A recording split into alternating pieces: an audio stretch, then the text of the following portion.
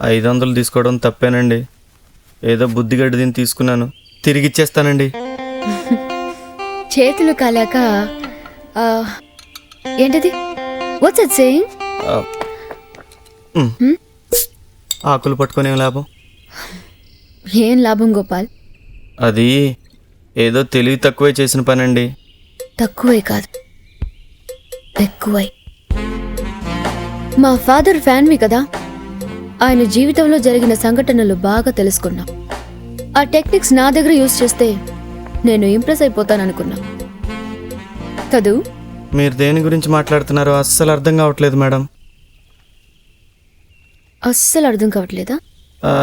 అస్సలు అర్థం కావట్లేదు మేడం. ఎనీవే, నేను డిస్మిస్ చేసింది 500 రూపీస్ తీసుకున్నందుకు కాదు, నీ టాలెంట్కి తగ్గ జాబ్ చేయడం లేదని కదా నువ్వు ఫీల్ అవుతున్నావు.